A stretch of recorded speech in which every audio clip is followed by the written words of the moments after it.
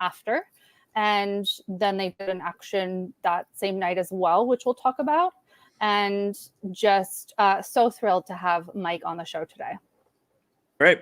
I think we should just tee up the video and then bring him in. So this was, do you know what day it was? Sunday, I believe. Sunday. So, President George W. Bush, who in this last 5 or 6 years of Trump derangement syndrome, which, clearly reason to have, a lot of concerns and outrage at President Trump. But those in the media, including those in the Democratic Party, with their outrage at Trump, seem to, forget that George W. Bush led us into a war on false pretenses, killed 1 million Iraqis, not just killed, upwards of, between Iraq and Afghanistan, you're talking, Mike will have the number, at least between 4,000 and 6,000 soldiers, not to mention wounded soldiers, PTSD. They seem to forget all that. So George W. Bush was giving a speech, and Mike, an Iraq war veteran, he attended. Let's take a look. My dad used them, and he would have said, "Say you're smart people down here before I give you any advice." But it was awesome to have him alive. And Mother, of course, was around too. And she had Mr. Bush, when are you going to apologize for the 1 million Iraqis that are dead because you lied? You lied about weapons of mass destruction. You lied about connections to 9/11. You lied about Iraq being a threat. You sent me to Iraq. You sent me to Iraq in 2003. My friends are dead. Joshua Castile. You killed people. You lied. You lied about WMD. 1 million Iraqis are dead because you lied. My friends are dead because you lied. You need to apologize. Apologize. Apologize. Are you with this gentleman? No. One of the things I know. So without further ado, Mike Prysner. Thank you very much for joining us. I guess, I don't know, my first question, just before we get to what happened is, I don't know, I didn't serve in the military, so much props to you. But for me, I've been kind of disgusted with the media's extreme makeover of George W. Bush. So I wanted to ask you, as somebody who served and has been so negatively affected, as well as the people you served with, what's it been like over the last 5 or 6 years where President Bush has basically been framed as waxing poetic for the days of George W. Bush? Yeah.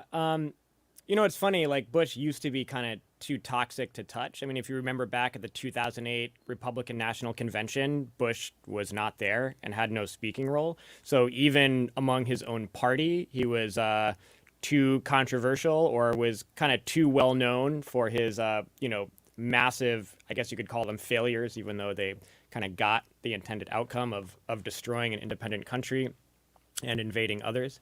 And so, really the first thing where Bush started to kind of step back into public life that was the most painful was when he started, of course, doing his paintings, but his first book of paintings was of soldiers who died in Iraq. And Jesus. I honestly couldn't wrap my mind around the fact that that was a real thing that was happening. It just was so obscene. It had to be parody, but it's real. It's true. And then you're right, Jordan. It wasn't until really Trump that he had this opening to have a revival in his career. Now, ex-presidents all have very lucrative careers.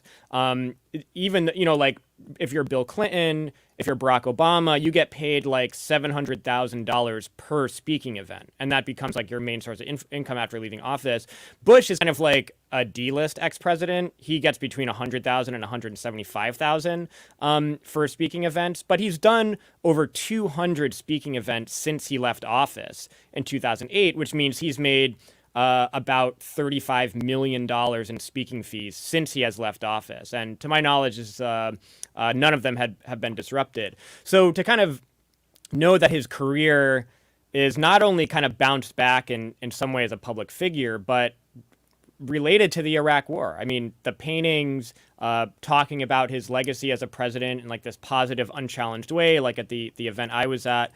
So yeah, it's difficult. And I do want to say that for me, it was kind of like two worlds in which I really was exposed to and experienced the misery that the Iraq War brought. I mean, of course, first there's my own experiences, people that I cared about, and being very close to them, and all of the years since we went to Iraq, and kind of seeing how it affected them. You know, my own experiences. Although, of course, I was very lucky on my deployment, and things got very, very bad the year after I left. But then there was the after I came home and joined the anti-war struggle, and was organizing among military families whose loved ones in the military had died by suicide, or who were killed in combat, or who were severely disabled, and the families trying to pick up the pieces of a son or a husband coming home completely different. Organizing among active duty and other Iraq veterans, getting to know them very closely and personally, and seeing their lives kind of ripped apart and destroyed. And so there's, of course, my own experiences, but then there's the experience in the anti-war struggle. And, when I mentioned, like, my friends are dead because you lied, these are all people who died after they came home, and who I met in the struggle and organized with. People like Thomas Young, paralyzed veteran who then died of his wounds. Many people who died of suicide. A friend of mine, Zach Patterson, just died by suicide, about 6 months ago, and he was in the invasion of Iraq like me, and over 15 years ago. It just kind of shows you the kind of lasting impact that this has on people. And for soldiers who went for like 1 year, and imagine being an Iraqi, having that be literally the last 20 years, and of course, an ongoing nightmare in Iraq. And so, yeah, it's thinking about all of those people. And I think it really hit me because, like, preparing for this, it's a lot to think about. If you have a chance to say one thing to George W. Bush, what is it? And it took a lot of, reflection and thought. And so my idea was I wanted to read the names of people who died at Bush's hand, both Iraqis and Americans who I knew or had some connection to through organizing, and friends of mine who lost friends there, who asked me to put their names on the list. And even just creating that list was like, which I did for the entire day leading up to the event, was a great reminder of the real toll that war took on those people. Because anyone who's lost a close family member, a spouse, or anything, that's something you never really recover from, especially when it should not have happened. It's one thing to lose a family member from an illness or a disease or something, but when you lose someone from a lie, a crime, that's when you have this yearning for justice. And thinking about all those people going into that event that I had spent the day collecting from various massacres in Iraq and so forth, and then hitting up families that I knew who lost people and things like that, it was a great reminder as to why Bush deserves this everywhere he goes. Let's take a look at one of the examples of what you said, a person who inspired you to do this. Colin, if you can pop up that video that I sent you. I declare on behalf of us all, the human detritus, your words are kind. Those who will spend their lives in unending pain and grief. I write this letter, my last letter, to you, Mr. Bush and Mr. Cheney.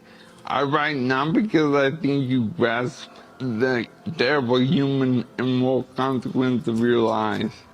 I write this letter because before my own death, I want to make it clear that I and hundreds of thousands of my fellow veterans know fully who you are and what you've done. You may have faced justice, but in our eyes you are each guilty of egregious war crimes, of plunder, and finally of murder, including the murder of thousands of young Americans, my fellow veterans, whose future you stole. It is you who should pay the consequences. I would not have to lie in my bed, my body filled with painkillers, my life ebbing away, and deal with the fact that hundreds of thousands of human beings, including children, including myself, were sacrificed by you for little more than the greed of oil companies with no more thought than takes to put out the garbage. My day of reckoning is upon me. Yours will come. I hope you be put on trial, but mostly I hope, for your sakes, that you find the moral courage to face what you have done to me and to many, many others who deserve to live. I hope that before your time on earth ends, as mine is now ending, you will find the strength of character to stand before the American public and the world, and in particular the Iraqi people, and beg for your forgiveness.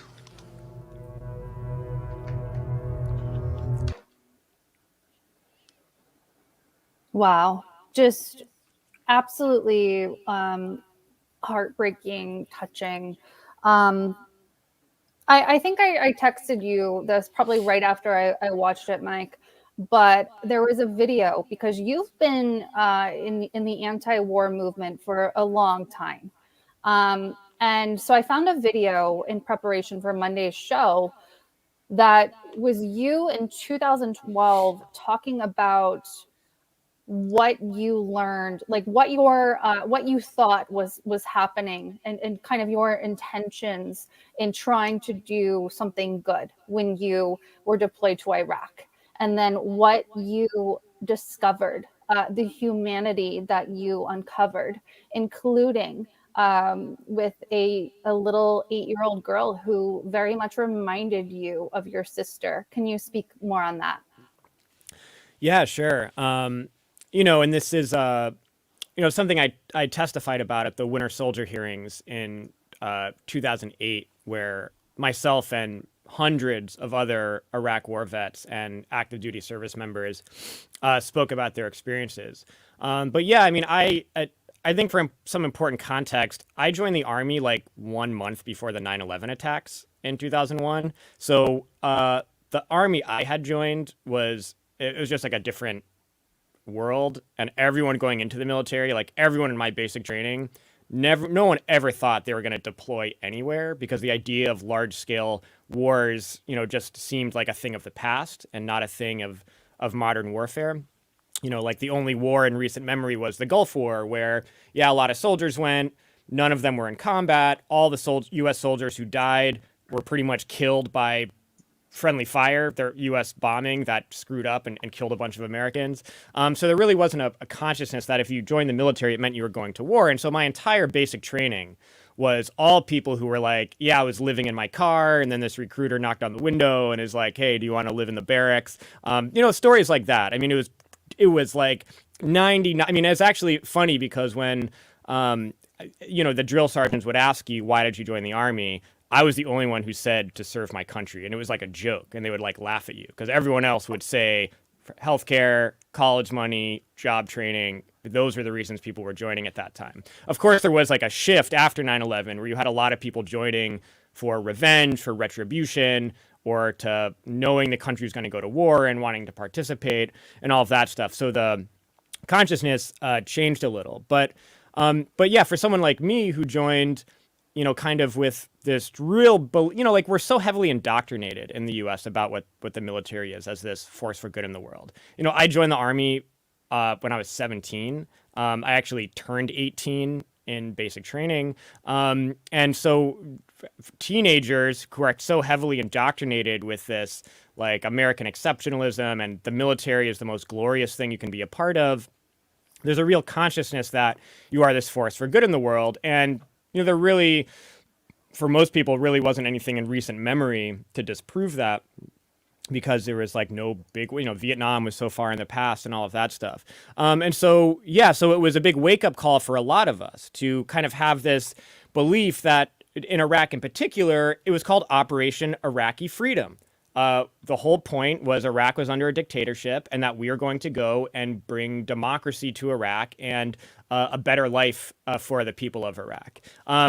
Very quickly, because I was a part of the invasion, you realize that Iraqis had a pretty good life before the U.S. invasion. Of course, their political system was dictatorial and there was severe political repression. And so in the sphere of politics, it was, of course, backward and bad. But in public life, healthcare, education, housing, I mean, Iraq was a very nice place. Very nice place to live. I mean, families from all over the Middle East would, it was a great honor to send your children to Baghdad to go to university. And so people from all over the Middle East would aspire to go to school in Iraq. And so there is, and despite, the effects of the sanctions, which of course were very difficult, but to this idea of bringing a better life to a people that had a better life than the people I met in basic training who had to join the military because they couldn't get access to healthcare or they couldn't go to college. Yet those were the people that were going to deliver this better life to people who had college. And I remember Iraqis being like, you guys have to work to go to school? Like, what the hell is wrong with your country? So of course there is that disconnect between this caricature that we had in our minds of what Iraqi life and society was like. But then, of course, the occupation began, and as the occupation dragged on, you cease to be liberators and you become an occupying force. And so my experience as just an occupying soldier, going on convoys, being at checkpoints, working out in the town in an Iraqi government building and kind of seeing the way the occupation was managed by the Coalition Provisional Authority, which was basically U.S. dictatorship, replaced Iraqi dictatorship. And so, of course, there were many moments that were real turning points for me that made me really disgusted with what I was being part of. And one of those, as you mentioned, Jen, was, coming face to face with a young girl who, 8 years old, my sister was 8 years old at the time, who looked very much like my sister, and her older siblings spoke perfect English and were pleading with us to get out of their house. And, their family, all the men in their family were being arrested. It was just a horrific thing to witness, young children, just in complete terror at the fact that they were watching their fathers and uncles be taken away in the back of a truck, not knowing if they're ever going to see them again. And I think for a lot of people who went through the same transformation of me as I did, is that the Iraq War was so much based on racism, on anti-Muslim bigotry, on anti-Arab bigotry. Racial slurs were used, and this kind of, any American war has to dehumanize the people that you're fight, so you see commonality with them. And that was one of those moments that, made me think, what would I think of me if this was my sister, and about the people that were in the American uniforms. And I knew what I would think. I would want to fight those people. And so I developed a compassion for not just Iraqi civilians, but the Iraqi resistance too. I mean, I ask most people in America, especially in places that have a lot of guns, what would they do if some foreign army invaded, and didn't just invade, but was occupying their neighborhood and was the new police, the new law, and all of that stuff. Most Americans would say they would take their guns out of the safe or hanging over their bed, wherever they keep them, and they would start shooting at those soldiers. And so I could no longer, it was that, and I think that is the important thing for soldiers to take away. So I did take away from that was here you had Iraqi people, Iraqi civilians who, we could relate to in a lot of ways. They went to work every day. They wanted to be able to go to college and get an education and have a career. They lived a life of a working class person, like soldiers in the military did. And so there was this ability to, if you, other than religious differences, to see a great deal of commonality with the people that we were being made to occupy. But then on the other hand, you had people like George W. Bush, who we were supposed to see our commonality with instead of Iraqis, because he was giving all the orders. Bush, Rumsfeld, Cheney, these people never had to worry about going to college. They never had to worry about getting access to healthcare. They have millions and millions of dollars. I mean, they're, went through life with a silver spoon in their mouth. And that all the decisions they were making didn't affect them or anyone they knew or cared about. None of Bush's daughters weren't flying helicopters over Iraq at the risk of getting shot down. And so this ability, and this is, of course, throughout the history of war in general, especially waged by imperialist countries, soldiers can see that they have more in common with the people they are sent to fight than the people that are giving them the orders to go fight. And so I was one of thousands of soldiers in the military at that time who came to that same realization. So this is kind of I don't know, maybe it's an abstract psychological question, but I think it's important. So right before this 20th anniversary, I rewatched Michael Moore's Fahrenheit 9/11.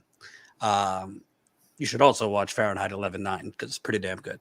But Fahrenheit 9/11, I mean, if you haven't watched it in the audience, it's still shocking to me how, as the war was going on, they could not explain in detail why we were there. I mean, they gave reasons, but they acknowledged, yeah, we're still looking for those weapons of mass destruction, or the goalpost moved to, preventing future problems with Saddam. But essentially, I mean, it was basically a charade from the beginning. And that's kind of just become normalized, just like to a lesser degree, it's been normalized that we poison communities here in America and nothing is done for those people. I wanted to ask you, because just one thing that stood out to me in Fahrenheit 9/11 was Michael Moore found clips of Condoleezza Rice, Colin Powell before 9/11 saying Saddam Hussein didn't have weapons of mass destruction and didn't even have the capability. And then Condi, I think, was July 2001. So right before.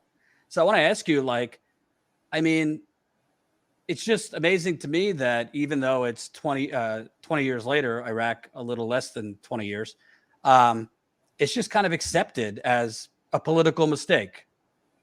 What are your thoughts on that? That it's really been normalized even today, that we were lied into a war. There still has never, even George W. Bush has never been able to give a coherent reason why it was worth lives, treasure, and he's still heralded kind of as a, wax poetic for the good old days of normal Republicans.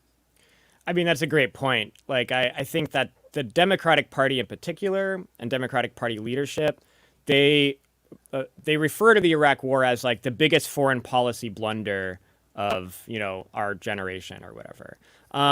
But you're right to point out that it wasn't a miscalculation. It wasn't a blunder or whatever. I mean, they knew that they were lying to the American people. And that's why I wanted to emphasize that in my disruption. When Bush was telling American families and sending messages to the Iraqi people about an impending invasion and saying that this has to happen because, and you started using this term, we cannot let the smoking gun be a mushroom cloud. Literally implying that Iraq was going to launch a nuclear weapon at the United States and destroy Los Angeles or New York City in one fell swoop. And they knew that was a lie. I mean, they knew it. Iraq was cooperating with inspectors, all this stuff. I mean, when they were saying we have solid intelligence that Iraq has weapons of mass destruction, and if we don't invade immediately now, they're going to launch an attack on the United States. We can't wait for weapons inspectors. We can't wait for evidence. We can't wait for proof. We know for a fact that if we do not invade now, there is an imminent threat to the lives of millions of people here in the United States. They knew that was complete BS. I mean, all of them. Cheney, Rumsfeld, Powell. I mean, it was a conspiracy. I mean, what else can you call that? It was a conspiracy to get the country into a war and destroy another country on a complete and total fabrication. Why did this happen? Because some in the foreign policy establishment, a wing of neoconservatives, they believed that, the U.S. was defeated in Korea. It was a devastating defeat. The U.S. was defeated in Vietnam. It was a devastating defeat. This was in the past of the foreign policy establishment. But then the U.S. started to get back on its feet, and it did intervention in a small country of Panama that was successful. Did an intervention in a small country of Grenada, and that was successful. It did an intervention in Yugoslavia, and that was successful because they just had to rain bombs from the air and not put any soldiers on the ground. They went into the Gulf War, and that was successful because, again, again. They just had to rain a lot of tank rounds and bombs from the air, and there was very little losses to American forces. And so there became this sector in the foreign policy establishment that believed the American empire can again, as it did in Korea, do these large-scale invasions, topple countries, occupy them, put in governments, and then move on to these other places. And, this is George H.W. Bush, his father, talked about in the 90s in a major foreign policy speech, we need to make a new Middle East.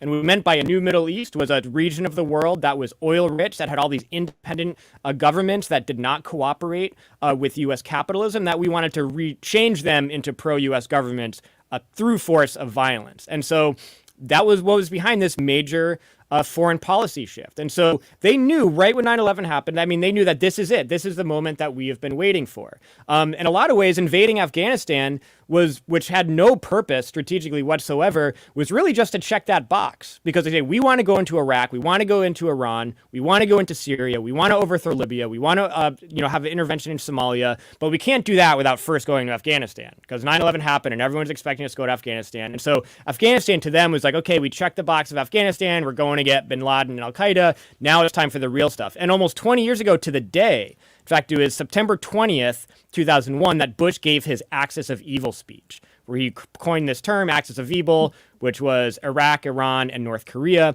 which reminds people that if it wasn't for the complete arrogance of the Bush administration, they really thought that Iraq would be easy. I don't think it was intentional that they were going to get bogged down in an endless quagmire that they're eventually defeated in. They really thought that they could stroll into Baghdad, overthrow the government, put in some puppets, and that if there was any resistance, they could easily squash it. Iraq became a disaster that they did not anticipate. They became completely bogged down. But if that had not happened, if their arrogance and hubris were actually accurate, and Iraq was easy to topple and set up a puppet regime under U.S. occupation, they would have gone to Iran. And they would have gone other places. They would have declared war on North Korea. And so it is only by the extreme arrogance of Bush that his ultimate goals of that neoconservative agenda of waging war, not just in Afghanistan and Iraq, but having boots on the ground in similar fashion in many other countries, which would probably even be even more catastrophic. The only reason that didn't happen is because they were just so arrogant they thought Iraq would be easy. Wow, that's really interesting.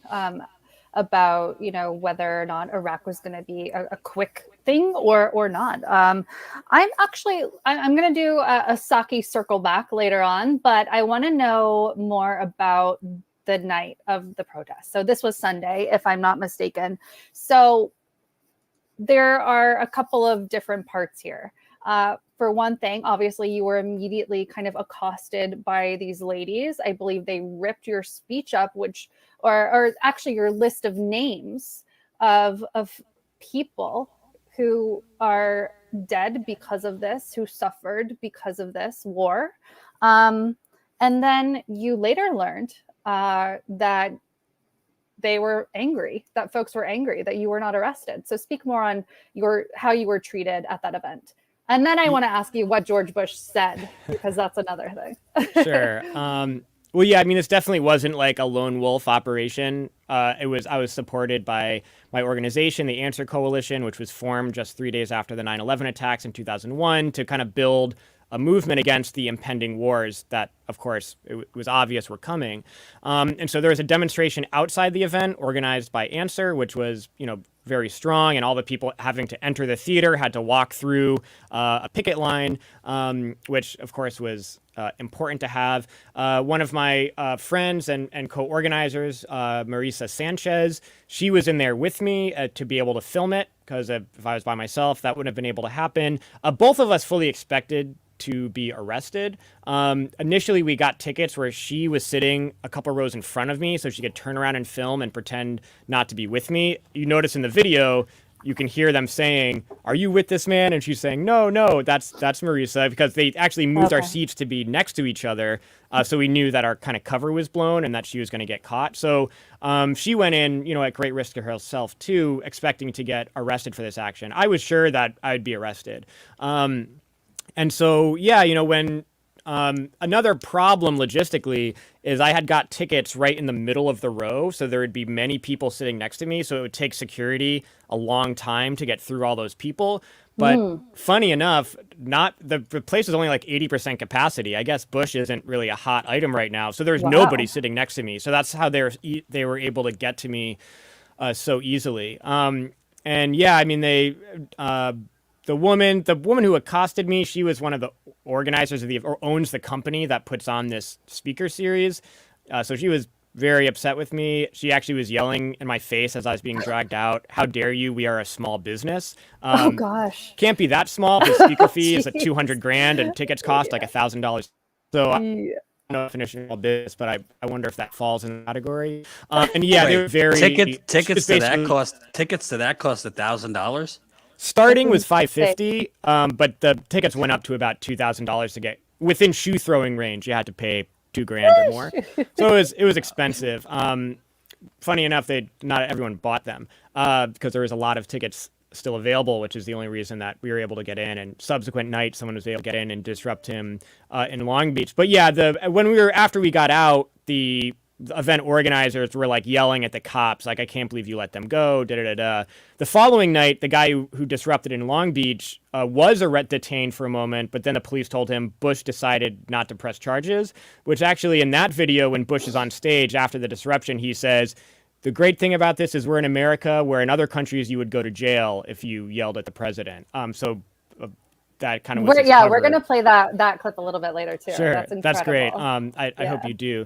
But I did, just to finish this point, the list that I brought with me was a list of names of Iraqis and Americans who lost their lives in Iraq. All of the Americans on the list were people who were friends of family members I know, people that I knew and organized with. But if you've seen the video, I only got to read one name before it was torn up.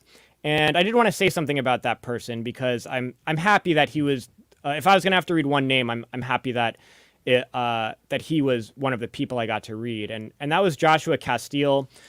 He actually testified on the same panel as me at Winter Soldier. He was in the first year of the Iraq War. He became a conscientious objector, refused to go back to Iraq, got himself kicked out of the army on moral grounds, came home and became a very dedicated anti-war organizer. But then he developed a very serious and aggressive brain cancer. Why did he get that brain cancer? Because of burn pits in Iraq. And it was just so emblematic that not only did Bush send people to Iraq based on a lie, but it was also turned into this money-making operation where every aspect of the war became privatized, where contracts were given to companies that were literally friends with Bush and Cheney. And so companies like Halliburton and KBR, who ran the trash disposal, and it was far, far cheaper to just burn all the trash with these high-temperature fuels that are extremely dangerous to inhale, just basically set all the trash on fire where all the soldiers and Iraqis were within range of having to breathe all this smoke. And so Joshua Castile died in 2012 from burn pit exposure. And actually, to give you a sense of this, more soldiers, more veterans are going to die from burn pit exposure over the next 10 years or so than all of the soldiers killed in combat combined in Iraq and Afghanistan. So that just tells you how serious this problem is, just so Bush's friends could make a bunch of money. And the reason I'm happy it was Joshua's name I got to read is because even under that, even suffering that consequence of the greed and the lies of the war, right before Joshua died, he said, how do I feel about this illness? He said, I feel actually grateful that this has happened to me, grateful that I get to share in the suffering of the Iraqi people. Because I just breathed the smoke for 6 months. Iraqis had to live their entire life under the smoke, and many, many more of them are dying of the same brain cancer that I'm dying of. And it was a kind of, relief for him that he got to share a piece of that, kind of in solidarity with the people that he felt he had wronged. And so, to me, that was just like, that's a consciousness that Bush has no ability to comprehend. I mean, if you'll see in the video from Long Beach that when you show it, it's great that you could see Bush during the disruption because you could just see on his face. I mean, he's laughing, he's waving. It's just, he has no remorse at all. And so that's why, I'm glad you played the Thomas Young video because it puts that into some more perspective. Oh, wow. That is really, I Goosebumps. That's just incredible. What did George W. Bush say to you during your protest? I listened to this over and over, and I believe that he told you to sit down and behave, or a variation of that. What do you hear? What did you hear? Yeah, I heard sit down and behave yourself also. Kind of funny. I mean, it's funny because in 2002, I actually saw George W. Bush speak also. He came to Fort Drum, New York, where I was stationed. Actually, they picked a bunch of soldiers to sit behind him during his speech. And so I was one of those soldiers picked. And so I'm sitting like almost directly behind him during his speech. And I watched his speech right before going into Iraq. And so, yeah, it was interesting to have been that 20 years ago, like under his command, where I would have to sit down and behave if he told me to. And then fast forward 20 years, so much has happened. And then I was watching him speak in a completely different context. Oh, that's so infuriating.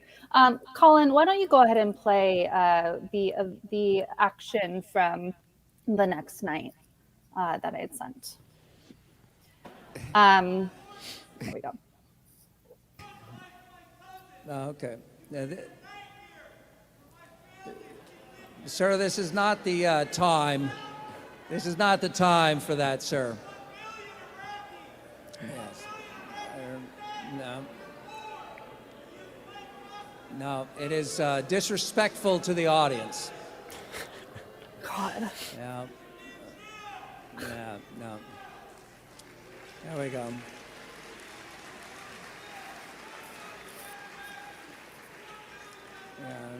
That's okay. Here's the thing in America. The good news is, in other countries, the guy would end up in jail for yelling at a president. Here he's allowed to express himself, and I want to apologize for... What a smug little bastard. I mean, I don't even understand how a person can get to the place where they can do as much evil as that. I know it's a thing that has happened all throughout history, but I just cannot wrap my mind around it. It's wow. Kudos. Yeah, he was cut off because he said, I want to apologize but I doubt he was going to apologize for the Iraq War. I think he was going to apologize for the disruption. But I think a great irony of what he said there is the great thing about America is that in any other country, you would go to jail for yelling at the president of the United States. The ironic thing is Iraq, the country that he supposedly brought freedom to, American democracy and all the freedoms that we love in the United States. When Tadr al-Zaidi, the Iraqi journalist who threw his shoes at Bush, he went to jail for a long time, was brutally tortured in prison. And so it's almost like he was referring to that. In any other country like Iraq, the country I brought freedom to, you'd go to jail for doing something like that. So it was kind of added another layer of offensiveness to his reaction. Well, speaking of the gentleman who threw the shoes, I've seen that your clip is really taking off and having an incredible impact. Colin, if you can pop up that tweet, we'll show that as just one example. So you guys at Empire Files tweeted, okay, having the blessing of the hero who threw his shoes at Bush is pretty badass, which I agree with for sure. You've also had shares from Saddam Hussein's daughter, I believe it is. I saw a tweet that found you on a very popular site in China. Your clip has had 20 million views. I sent you yesterday, I just organically came across a Reddit thread. I think it was in the public freakouts thread. But everybody that I saw in the comments were on your side. It had hundreds of thousands of upvotes.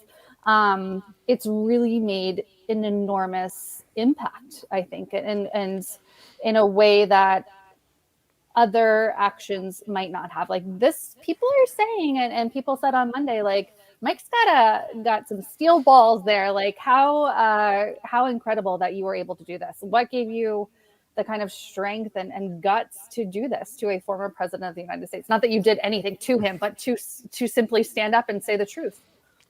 Yeah, I mean, I felt like I had no choice. I mean, honestly, I knew if I did something like this, I would become like a center of attention, and that's something that I very much do not want. And and so I was reluctant to do it mainly for that reason, is that I didn't want to be in a spotlight in any way. But I just had to. I mean, when I knew that he was speaking and that I could get tickets, I mean, I just felt such a responsibility to all the people that would appreciate me doing that. And so I felt that I had no choice. And then, of course, going back and thinking about all the people important to me and their families who, you know, have never recovered from what Bush did, and in particular thinking about the Iraqi people and the reality that they live now because of this. You know, I knew that I had to do it.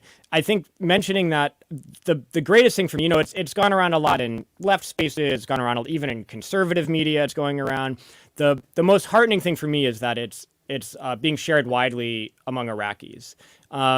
Knowing that I'm an Iraq war veteran, you know, I think they have plenty of reason to reject me on that basis. But the most meaningful thing to me is that the people I feel a great debt to, supporting the action and appreciating it and being able to see it. I'm so happy that so many of them are able to see it. Another interesting thing is that it's almost most popular among like high school age kids. Like I have a lot of like on Instagram and TikTok, it's like young people that are liking this, which is funny because you like weren't alive when Bush was around. You don't have the memory of this. And I think what this means is, and I think the popularity of it, the virality of it, of course, like I struck a chord with people and what I did resonated with people.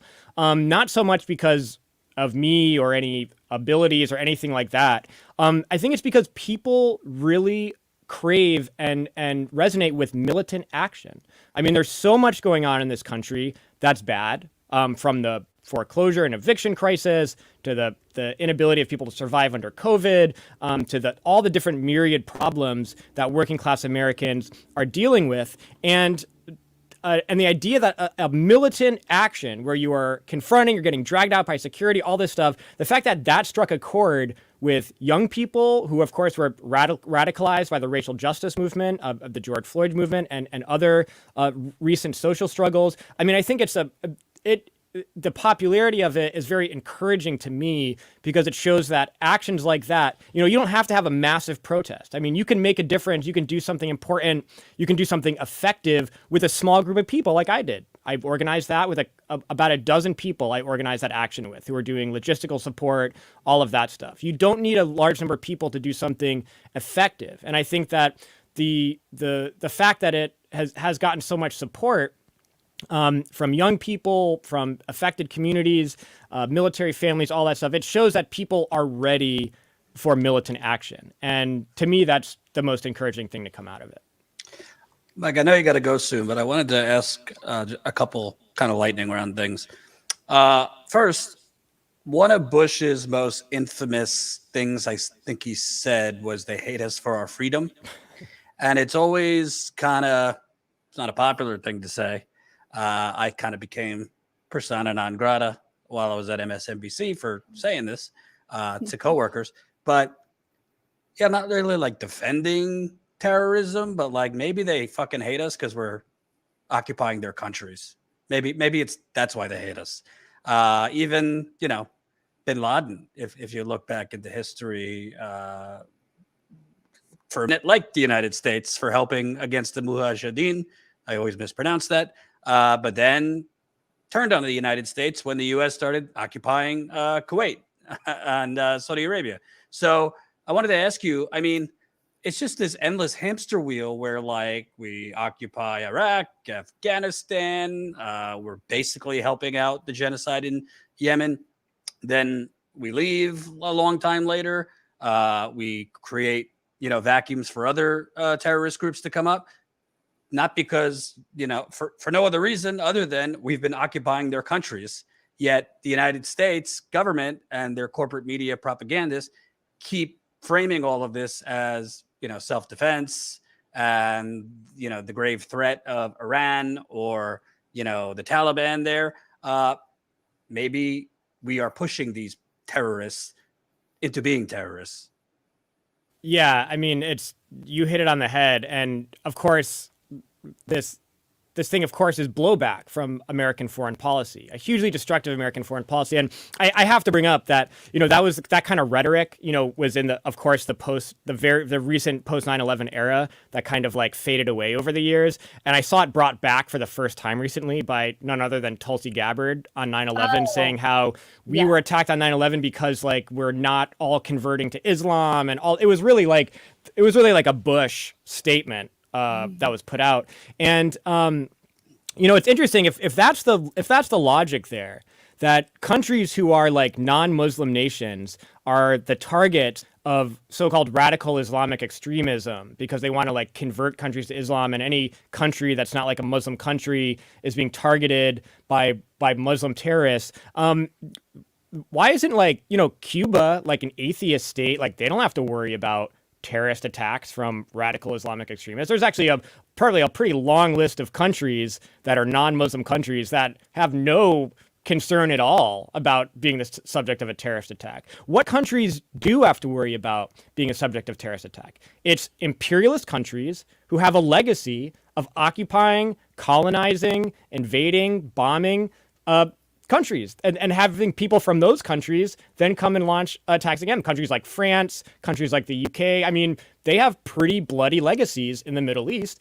And so that's why they have a concern about and have been subject to terrorist attacks in the past. So it's pretty clear that if you look at what countries are subject to attacks, and of course a lot of Muslim countries are subject to terrorist attacks. And so if you actually look at what countries are getting attacked by radical Islamic extremists and which countries are not, the idea that it's about our values or about our religion, it all just completely falls apart. And it shows that if you are going to be a country that wants to occupy, kill, displace people, there's probably going to be some repercussions for that. And so the solution to, if anyone's concerned with radical Islamic terrorism, the solution is just getting out of the Middle East, stop the war against Arab and Muslim peoples around the world, and pay reparations and all the stuff that needs to happen for there to be justice. And this idea that we need to keep fighting a war on terror, which Biden was just at the UN General Assembly saying for the first time in 20 years we are not at war. It's like, well, I'm pretty sure we're at war in countries across Africa. We're in Syria. We're in Iraq. We're still very much at war, bombing Yemen, so forth. And so they want to create this new appearance that the war on terror is now a thing of the past, when of course we still have boots on the ground, many places, drone striking many places, bombing many places. It's an era that is still very much with us, even though the large scale occupations of Afghanistan and Iraq have drifted away in the past. I wanted to ask you about that actually quickly, about drone striking, which is now in vogue in war. And we've just killed, our country has just killed, I believe, 10 innocent folks, including children. What is your, what do you say to the idea of us moving towards, as Tulsi Gabbard has been on these platforms, I think Fox News with Tucker Carlson saying that the move towards drone strikes keeps our troops safe, but it also removes the humanity that you saw when you were told to do certain things against innocent Iraqi families, and in that little girl who reminded you of your sister. So drone striking, troops doing that now, where's the humanity? Yeah, I mean, Tulsi even took it a step further and said we need to do this against like Muslim governments. So she was basically talking about like we need to start drone striking like Iran and Pakistan and Saudi Arabia. So she took it to a whole new level, which I think was very good that she made crystal clear her foreign policy. But yeah, I mean, Daniel Hale, who's sitting in a prison cell right now, who was a drone operator who then blew the whistle on U.S. drone operations, really helped prove that the vast majority of victims from drone strikes, 90-something%, are not the intended targets, which is code for civilians, people who did absolutely nothing. That parting gift that Biden gave to Afghanistan of massacring an entire family, mostly children, with a so-called precision drone strike, kind of perfectly, is emblematic of the U.S. drone warfare program, which is very vast. I mean, it was extremely escalated under Trump. I think Trump escalated drone strikes by like 400%, which is because when you have to overcompensate. If you're removing troops from an area, you got to keep killing people if you're the empire. So you just replace people being killed with bullets, by people being killed with missiles. But so I think the idea that drone strikes mostly just kills innocent civilians. I mean, there's this like, how can that be accepted by anyone? First of all, just that how is it okay to have that kind of collateral damage to kill like the guy who is like a driver for a Taliban official or something like that? I mean, that's really who are targeted in these strikes. But I would, no one should accept that. No person in this country should accept that we have this massive assassination program that is killing such a massive number of civilians, children, innocent families, all over the world, literally all over the world. But I would also take it a step further and say that we don't have a right to kill anybody. I mean, if drones hit their intended target 100% of the time, it would still be wrong. I mean, it's just the U.S. going around and executing people without trial because, oh, they have association with this person. And then if you talk to this person, it's like 2 degrees of separation, then you're on the kill list. And so if we ever want to see peace, if we ever want this era of forever war to really end, this threat of blowback to really end, if we really want to move on from this era of war, the U.S. has to be a country that doesn't think that it has the ability, like no other country does, to go around the world and kill whoever it wants, whenever it wants, without charge, without trial, just because it says this person is bad and they deserve to die. I mean, it's just absurd when you really think about this kind of role the U.S. plays in the world as like judge, jury, and executioner, and then 95% of the time we execute just someone's innocent family. But even that idea that we can just go kill anyone we want at any time is pretty absurd when you think about it. Yeah. Mike Prysner, thanks so much for joining us. Well, first, before we let you go, I know you have to go. Mike and Abby have the cutest little baby ever in the whole world. So I know Mike has to go. Talk about your projects. I believe Abby is on location right now. And you also have your CIA drops at Empire Files, Eyes Left. Talk about whatever you want to plug. Sure. Yeah, I mean, mostly we're working on a film now called Earth's Greatest Enemy. We were just in Alaska covering the climate crisis. Alaska, a very important place to do that. It's like the canary in the coal mine for climate change. But you can find most of our our YouTube, which is Empire Files.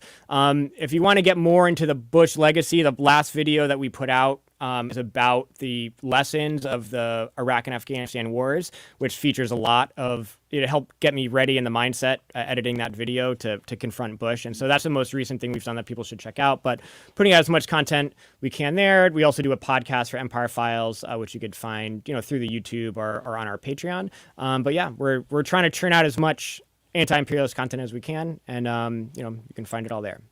It's fantastic. Highly recommend. Thank you so much for coming on, Mike. We really appreciate it, and enormous major kudos to you for what you did. It's really inspired. I know you don't want to be in the spotlight, and that's not why you do this, but it has inspired and opened the eyes of so many people. So thank you. Thank you guys for having me. Love what you do. Thank you. All right, bye. Same to you. Bye. Incredible. So, don't even think about going anywhere because we have a pretty nice announcement to make, which I'll announce in a minute. But also, yeah, okay. Sure. Maybe you don't know about this. All right. Big Friday we have coming up. Two major interviews in person, by the way, not through the computer. In-person interviews coming up Friday. Also talk about our members call, and I'm going to tear CNN a new asshole.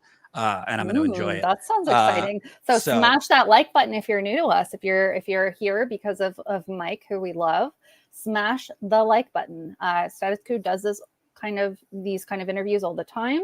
We go out in the field. We report on things like Flint, protests, evictions, houselessness, everything. Investigative work and infield work. So smash the like button.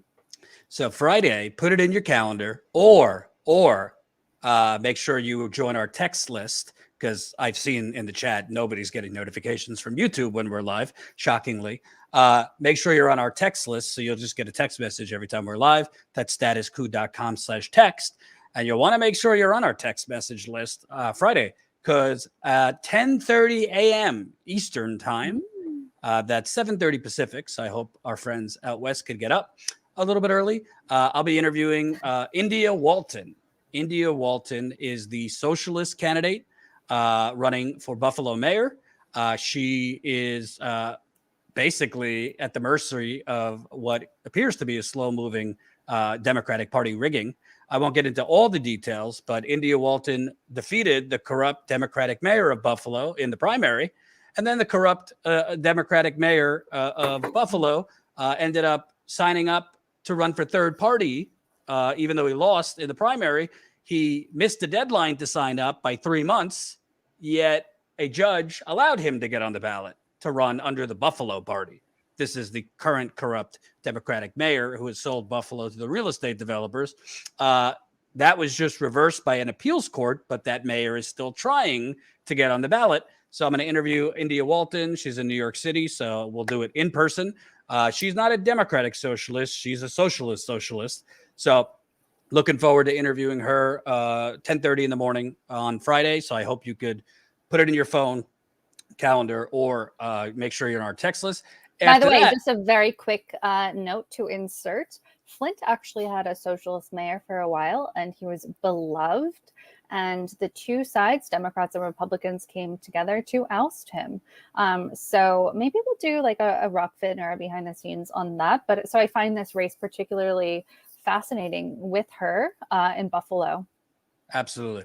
And then after that, we will be interviewing Stephen Donziger. Stephen Donziger has been under house arrest for over 2 years. If you don't know the story, I've interviewed him several times. Susan Sarandon has spoken on his behalf. Marianne Williamson, Roger Waters. He is a human rights lawyer who successfully defeated Chevron. Chevron was made to pay $9 billion for poisoning the Amazon in Ecuador. And instead of paying it, they ended up just going on an all-out crusade. This is Chevron on Stephen Donziger, this human rights attorney. And apparently, it seems very clear that the judges involved are directly bought off by companies like Chevron or members of the Federalist Society. And this human rights attorney who successfully fought on behalf of poor, poisoned people in Ecuador has been under house arrest now for over 2 years. He was just convicted based on a misdemeanor, contempt of court for not handing over his attorney-client privilege documents to the prosecution. In fact, the U.S. federal attorney, so federal attorney on behalf of the U.S., declined to prosecute Stephen Donziger.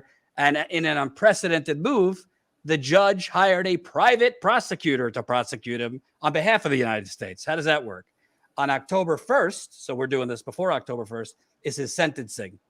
So we're going to interview him at his home because he can't leave on Friday. So India Walton around 10:30 in the morning Eastern time. Is this connected with when Roger Waters is going to be there? Yes. So okay. So Marianne Williamson is going to be there as well. Yeah. Cool. So what day is that going to be? Oh, I thought that's what I was asking. Is that no, it's not connected with that. Okay, it's not connected. Okay. Yeah. Well, so we'll look at. There's another event with Roger Waters going to attend. That is October 1st. That is October 1st. Okay, great. So October 1st, yeah. Marianne Williamson, Roger Waters, Ron Kuby, someone else I don't know. They are going to be rallying on his sentencing day. So we're going to interview him just a few days before his sentencing. These are two major stories. Like, let's look at India Walton for a second. You might say, who the fuck is India Walton? What do I care about Buffalo? Well, in terms of the progressive movement actually overcoming incredible, like astronomical rigging for the Democratic Party that has happened in 2016 towards Bernie, 2020 towards Bernie. Frankly, I think they just did it to Nina Turner, although she made major mistakes in her campaign. This is what's going on in Buffalo right now. You have a socialist, capital S on the socialist, who beat the Democratic mayor, and the Democratic Party machine is trying to get him back on the ballot, and they're trying to do everything they can against India Walton. And by the way, it's early, so of course the smear campaign is coming too. So I think this matters not just for the people of Buffalo. Buffalo like many other cities, has been gentrified like crazy, deindustrialized, but it's the blueprint for the progressive movement or the socialist movement, whatever you want to say. If she wins, it would be, honestly, I can't think of a case where a progressive or a socialist would have successfully overcome unprecedented rigging. And then you get to Stephen Donziger. I mean, it's basically they are criminalizing, in this case, a human rights attorney, but they are criminalizing protest of fossil fuckers poisoning the earth and poisoning communities. And Stephen Donziger, like Julian Assange, is a political prisoner. So I'm excited to do both of these interviews. I hope you tune in. Before that, so one more announcement before we get to ranting at CNN. Tomorrow night, 6:30 p.m. Eastern, that's 3:30 Pacific, is our second members call of the month. So if you're a Status Coup member, make sure you're there a little bit earlier this time, because kind of late for both of us to be going till 10:30 at night like we have been. So 6:30 p.m. Eastern start time, 3:30 p.m. Eastern. We usually go for about an hour and a half, 2 hours. I still look like an anamorph. Exciting in that photo. Please join as a member. We didn't send him new photos. That's why. Yes, we need you. We need you as a member to afford this investigative reporting, the in the field reporting. I'm also working on planning a trip. I won't say where, but another in the field trip if my sprained ankle agrees with me. But we need you. Right now we're at 1,819 members, so we've dipped a bit. We need to build back. I won't say build back better, but just build back. I was going to say build back better. If you have $5 a month, statuscoup.com/join. If this is the first time you're watching us, as far as I know, we're the only actual independent outlet that leaves our studios and goes out in the field, on the ground, across the United Corporations of America, and hands the microphone back to the people. So Absolutely. if you can, that's what we do. Investigative work, original work. We don't just, talk about what others are doing. We do in-field, boots on the ground across the country, etc. We have some questions about what an anamorph is. It's a children's book series. It's great. It's a good series. So there was Goosebumps, and then there was Animorphs. And Animorphs basically, are not the best looking creatures who I look like an animorph. Not the gist of the series. They're cool. They transform into animals that have special powers, I believe. They're like right, but they're also like really kids. ugly fuckers. Let's just be honest. So, I mean, that's the truth. So, I digress. Keep those super chats. Keep the super chats coming. We'll read the super chats at the end, so keep them coming. Jen, we went through in detail yesterday, and please sign up as a member. We'll shout you out live for every person that signs up. Well, yeah, statuscoup.com/join. Join us, get the call, get access to our members only Discord, etc. Thank you. And thank you, whoever said I'm a good looking dude. I just turned 35. I'm feeling very old. I sprained my ankle. There's a list of ailments. Anyway, so we went through in detail yesterday the battle royale going on. Frankly, the 3.5 trillion reconciliation deal, which a lot of eyes glaze over. Bottom line, it's not Medicare for all. It's not overthrowing the system, but there are a lot of good things in there that Jen and I both feel really are not incremental. Whoever's saying this doesn't matter, it's incremental, maybe hasn't actually read it or looked into it. But even bigger than the reconciliation deal to me is, will progressives in Congress actually hold the line? Will progressives in Congress actually show a spine? Will progressives in Congress not keep huffing and puffing, but will, if necessary, they say to the neoliberal Wall Street servants in the Democratic Party, yeah, no, we'll blow up whatever neoliberal bullshit you want to do if you don't do what the American people voted for and what we need. And if you're not going to do that, you can blame us if you want. We're going to shut this shit down. And so far, again, we put with the caveat, it all could change. They have been holding firm. They've all, the squad, Pramila Jayapal, Ro Khanna, a couple others that you don't really consider capital P progressive, have said, yeah, we're not voting. September 27th was the deadline set. We're not going to vote for that 1.2 trillion reconciliation deal, which basically excuse me, the 1.2 bipartisan infrastructure deal, which essentially it's only $500 billion in new money. It's not enough in terms of what we need for infrastructure, and it's just basically a privatized gift to private companies to sell off our highways, roads, bridges, and all that. So the bipartisan infrastructure deal on its own is a disaster, and of course the corporate media loves it because it's bipartisan. Anyway, there's been a back and forth, and we showed you yesterday. Pramila Jayapal has at least publicly been holding firm and saying we will vote no. We will tank this. AOC and others, AOC, Rashida Tlaib, Ilhan Omar, Cori Bush, Jamal Bowman, Mondaire Jones, many others have said, yeah, no. If you're not going to give us a 3.5 trillion reconciliation deal, we're not voting for the bipartisan infrastructure deal. I think we talked about it yesterday, Jen. We get it. For the believe it when we see it people, we get it. You don't have to throw them a parade yet. I do think it's at least kind of optimistic that at least a couple days before this deadline, they're still holding firm. But predictably, Jen, CNN, and I haven't even watched MSNBC, so it could be worse over there. Yeah, but probably. predictably, the Clinton News Network, they're not happy about this. They are not happy about this over at CNN. In fact, they are aghast. It's almost like they had a meeting. They're really upset. They had a 9 a.m. editorial meeting led by Jeff Zucker, their president, and said, here is the talking points. Okay? Because, I mean, I did not wake up to watch the first show, but I had a few shows on, so you don't want to watch.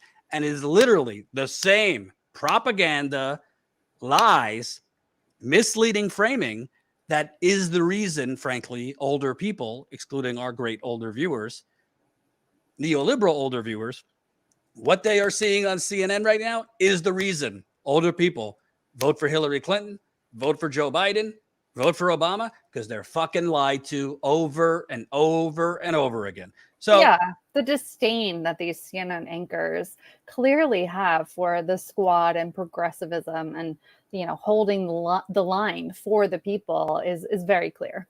Yes. So, Colin, let's start with the clip I sent you about 5 minutes ago. This is Pramila Jayapal, who, again, at least publicly, in a couple interviews, she's been holding the line. Nope, we have enough people to tank this. We're not going to bend. She still could. I mean, apparently she met with Biden today in addition to others. So we'll see. I'm not predicting she's going to hold a line because we've seen many times they haven't. But at least for now, this is the most organized as a block they've been at least signaling they're going to. That's not doing it, but at least it's closer to doing it at this point. Let's see the line of questioning from CNN with Pramila Jayapal this morning.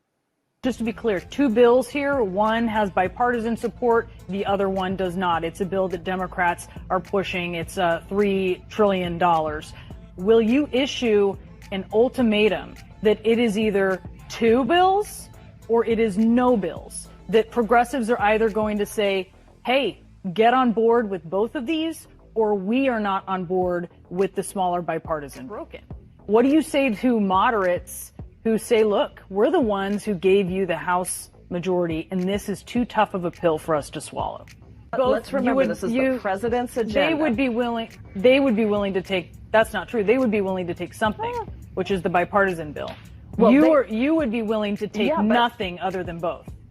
To his desk. But why is it all? According Why to is the it all deal or that was made. why is We it are all or all- nothing? Before I let you go, I do just want to revisit this issue of these two bills and the fact that progressives, yourself included, you're saying all or nothing on this. And I hear what you're saying. You're saying moderates would be willing to take nothing there. But the reality is that if the Progressive Caucus continues with the hard line, there could be nothing. Right? There could be nothing. There could be no bipartisan infrastructure. All right, I can't stomach anymore. We're going to vote for Enough. my I can't stomach it anymore. I can't stomach it. God damn it! I hadn't seen that one. That's really bad. And by the way, follow him on Twitter. This Case Study QB. Let me make Case Study QB is his account on Twitter. I don't know. He must be on some drugs to watch this shit all day and clip it out, because he's clipping out CNN, CNBC, Fox, MSNBC all the time. And I wouldn't have the stomach for that. So shout out to him. Follow him on Twitter. But first of all, let's start with the buzzwords, because it's almost like they're in a meeting throwing out keywords. Ultimatum. The progressives are giving. Well, wait a minute. Wasn't it the and by the way, they're not fucking moderates. They're economic and political terrorists. Joe Manchin and Kristen Sinema. They're not even for shit that they don't even represent what their own constituents want. The people of West Virginia want the stuff in the $3.5 trillion bill. The people of Arizona want the universal pre-K, paid family leave, free community college, expanding Medicare, affordable housing dollars, climate provisions. Again, it's not Medicare for all. It's not burning down the system. We don't have the White House right now. We don't have majorities in Congress. So let's not say, oh, no, we don't want these good things because they're incremental. No, I mean, you could do two things at once, folks. We could fight for more, which I think needs to happen through economic boycotts, and say, oh, these are really good things that we didn't expect to get through a white ring president. So it's not an ultimatum by the progressives. Right-wing Republicans like Joe Manchin, Kristen Sinema, Josh Gottheimer, and all these other idiots, I don't know that any of those names were right, but go ahead. They put down an ultimatum. That the bipartisan infrastructure deal needed to be voted on by September 27th. What is September 27th? Completely arbitrary. It doesn't need to be voted on by September 27th. So that was the ultimatum. Secondly, for this, I can't stand her. Secondly, you want to get nothing rather than something? Isn't it CNN's duty to actually explain what that something is? Should they maybe explain to the audience what is in the $1.2 trillion bipartisan infrastructure deal? Should they maybe explain that it isn't even $1.2 trillion? It's $500 billion in new money. Should they maybe explain that terrorists, political terrorists like Josh Gottheimer, Joe Manchin, Kristen Sinema, and the rest of these Republicans in the Democratic Party, they forced that whole bill to be stripped down for no climate proposals to be in it? Maybe they should explain that who is actually providing the infrastructure? Is it the government? Like, FDR in the good old days, government jobs programs? No, it's private companies. And there is something going on, which I don't want to bore you. I think the American Prospect has done a great job on this. Go read them on this. There's something called asset recycling that's going on in this bipartisan infrastructure deal. So it's just, Jen, I'm sorry. I know I'm going on a rant, but it's just complete and utter propaganda, very on par with state media in China or other countries. This is literally state propaganda media from CNN. And maybe tomorrow I'll watch MSNBC. Because it's probably worse there. That's risky. Oh my gosh. And by the way, a real mission. By the way, can I just say? Sure.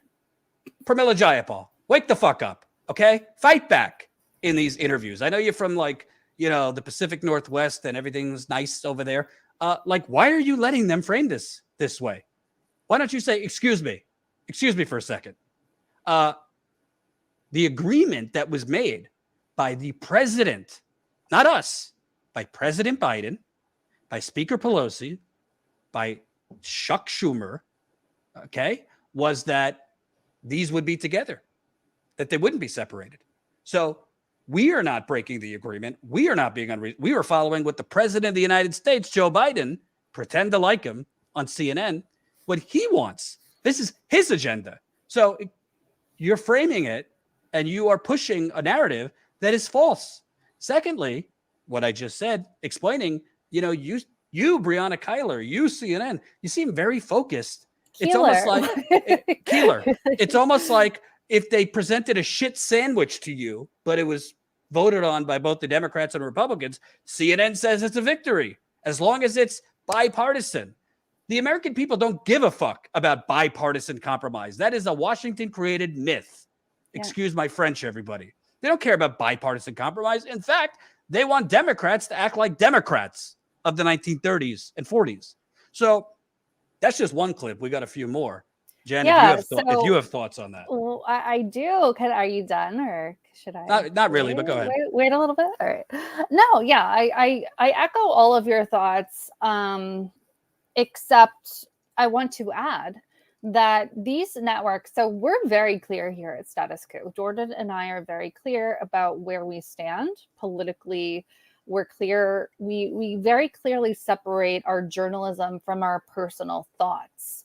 And I think that is the best option, because the corporate line for journalists is, oh, we're impartial, we don't, give our opinion. But in watching that Breonna Keeler clip, she's clearly giving her opinion, and that's something you'll see as a common thread across all of these clips. You can see the venom seeping out of their pores for progressives in Congress, and it's not hidden, but they're partial, so-called. And it, as part of that, though, it's not just a matter of pretending that they're neutral, it's that they're withholding information. So they're presenting only part of the story. They're presenting only part of this. And to an average American viewer who maybe as a liberal watches CNN or whatever, like maybe on their lunch break, maybe they see one of these clips, that's potentially all of the information that person's going to have about this bill.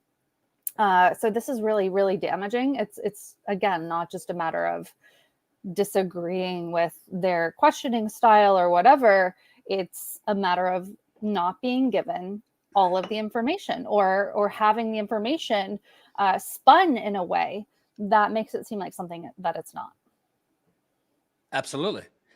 So let's move on, Colin. Whatever, just hit me with whichever clip. No order, because I had Colin cut a few of these. I mean, it just gets worse, and it's basically, it's literally, it is state-run media. Because if you want to torture yourself, I don't suggest this.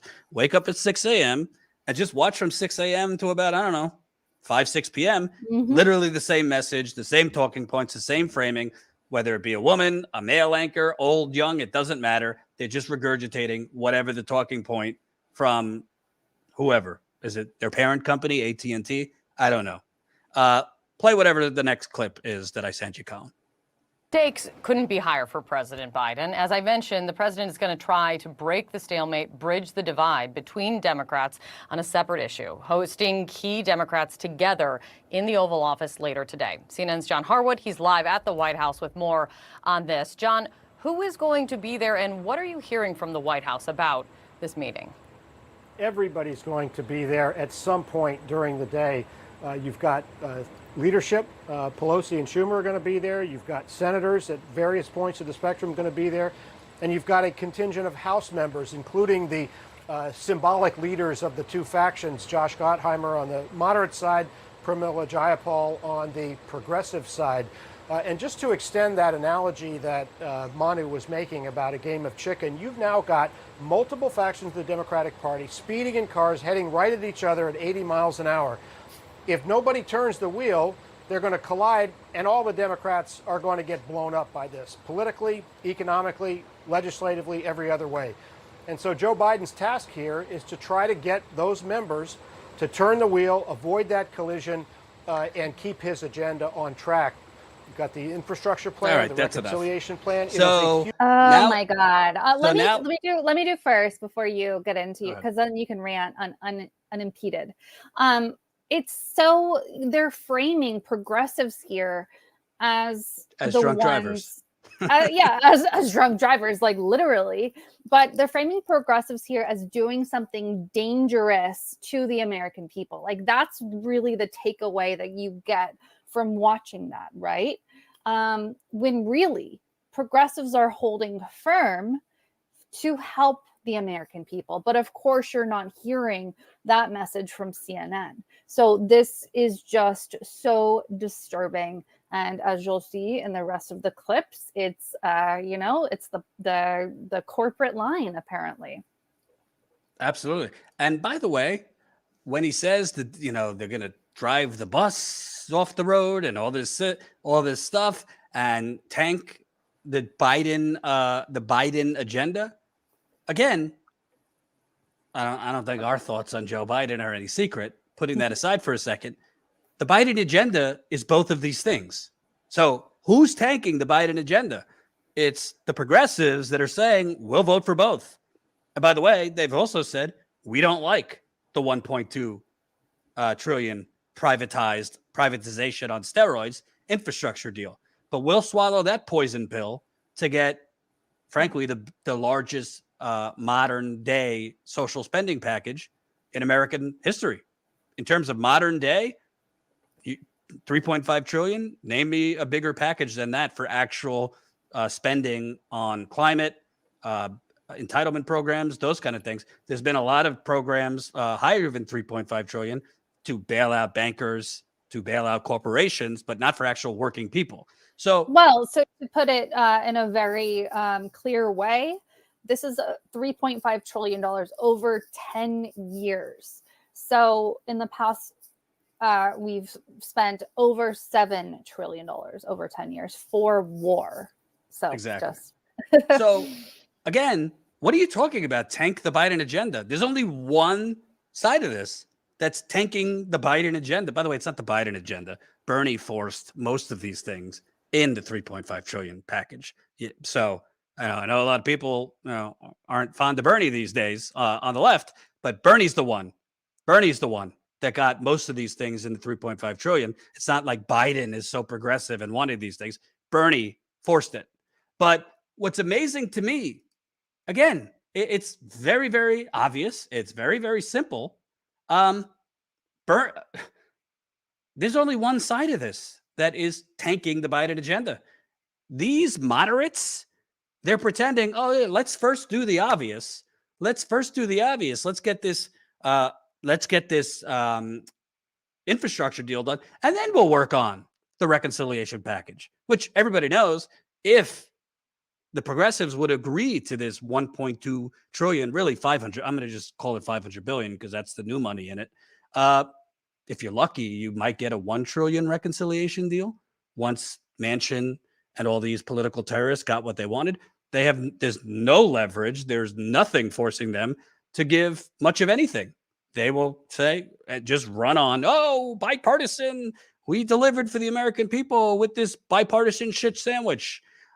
So they're lying. It's only one side that is tanking the Biden agenda, and that would be Joe Manchin, Kristen Sinema, Josh Gottheimer. And credit to those folks, they don't hesitate. They hold firm. They hold the line. Why? Because they're never, ever, ever actually pressured.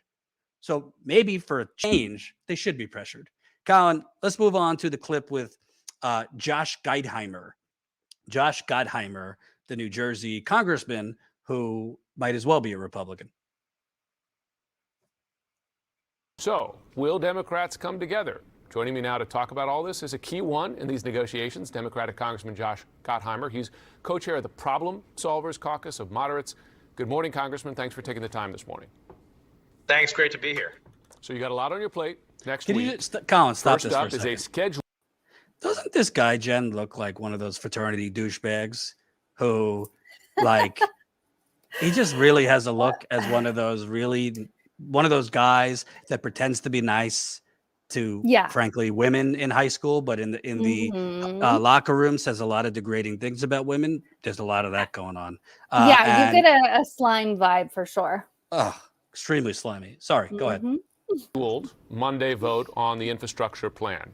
Congresswoman Jayapal said, when asked if progressives would sink the infrastructure deal to preserve the $3.5 trillion reconciliation budget, she says, try us, in effect. You're confident the vote will take place on Monday, though. How? I am, and not only is this a critical part of the president's agenda, but it's so important that we get this infrastructure bill, this physical infrastructure bill, across the finish line. It passed out of the Senate, as you know, with 19 Republicans and 50 Democrats, including everyone from Bernie Sanders, Joe Manchin, to Mitch McConnell. And now we've got to get it across the finish line. You know, I'm from Jersey. We just got crushed with Hurricane Ida. This bill includes important resources to help us fight climate change and obviously help us rebuild our roads, our bridges, the Gateway Tunnel, broadband, lots of important things on electric vehicles. So it's essential that we get this across the finish line, and we all voted. Every Democrat in the House voted to bring this bill to the floor on September 27th on Monday. So we'll start doing that. We'll debate it. The Speaker has said that she'll help get the votes. She committed to that publicly, and there's no one better than getting votes than Speaker Pelosi. So we'll get this done. I'm really optimistic about that. I appreciate your optimism, but I want to play what Congresswoman Jayapal said on CNN this morning about who's to blame for the current standoff. Have a listen. I want to get your response. Other people are willing to crash the entire Democratic agenda by refusing to come together on the reconciliation bill, which was the promise that was made. So I want to be very clear. We are the only people in the room right now that have said we want both bills done. She's talking about you there, right? Other people. So my curiosity is who blinks here. Are you saying that progressives are going to blink on the overall price tag of the larger budget to get both of these things through? Well, she's a good friend, and I'll just tell you right now that many of us are really hard at work at getting that next bill passed, the reconciliation bill that she was just talking about and we're going to get that across the finish line too. But how? But are you going to give a little, or are they going to give a little, or both of you going to give a little? Well, first, the vote on infrastructure, of course, is out of the Senate sitting waiting for our vote. So we should all get behind that on Monday. And then we're going to, of course, keep working so hard as we have been on the reconciliation bill. There's so many things in there that are important, from climate to reinstating the state and local tax deduction, which matters a lot to Jersey, where I'm from, to get taxes down for our families. There's no reason why this can't get done, and I'm really optimistic that it will. But it makes no sense to actually, these are two separate bills. They stand on their own. Yeah. It makes no sense to vote against an infrastructure bill that's got 2 million jobs a year with it to help hardworking men and women of labor. It makes just no sense to me. So we're going to get that done. It's a key part of the president's agenda. And I know that every Democrat will ultimately be there at the end of the day. I know you say it makes no sense, but you're you're on Capitol Hill, right? Sense doesn't always drive the conversation there. I'm just asking you. So first of all, oh my God, I'm losing my mind. I think, let me go first, because then you can go. Well, I just wanted to point out Jim Sciutto blocked me before. So I sent Jordan a Jim Sciutto tweet the other day. He's like, I can't read it. Jim Sciutto blocked me, which is hilarious. First of all, they're framing. So Gottheimer is a complete slimeball, as we've covered. He's framing here. Notice how, I always try to figure out what's behind people's words. And I'm very studied as part of my background in marketing, in getting behind the psychology of people's words. And not only that, but like what their intent is. So NLP, neuro-linguistic programming, is essentially like implanting ideas in someone's head so that they get a certain message that you want them to get, that might not be just, exactly obvious or stated outright, but it's there. So what I hear from this is he mentions Bernie, right? And he mentions the Senate, and he is like, oh, it's all good there. It's all through there. Everything's cool. Now it's these obstructionists in the House, these damn progressives in the House who are holding things up. So he's pinning progressives in the House against Bernie Sanders and the squad, and trying to frame it for that quick viewer, that viewer who's on their lunch break or whatever it is, as, oh my gosh, these people in the House, these Congress members, they're really screwing things up. Even Bernie Sanders has agreed with this, when in fact that is not the truth at all. That's not at all the truth, but that's the takeaway that I believe Gottheimer wants people to have. And well, it's not true. It's not true, because Bernie only agreed with it, and the other progressives only agreed with it under the agreement that the two would be voted on together. Of course. And that's the obfuscation there, right? And that's what he's glossing over. But by pinning, so it's not just that he's leaving those facts out, he's also pinning Bernie Sanders' agreement with those two things together. But he doesn't say that. He's pinning Bernie Sanders' agreement with it to Congress members obfuscating or holding this up or whatever. And the question of like who blinks first from Sciutto is insane to me, This is about the American people. Who blinks first?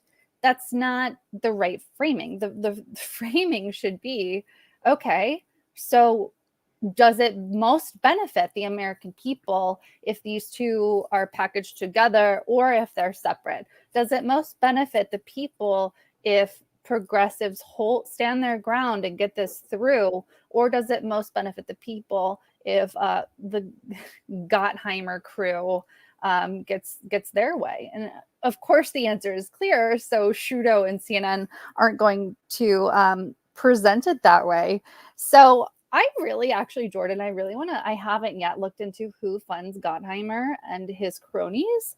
I'm very interested in that. I just in general, I watched this in real time this morning as I did several of these CNN clips, just fuming. I can't wrap my mind around being someone who purports to serve the American people, and this is what you do.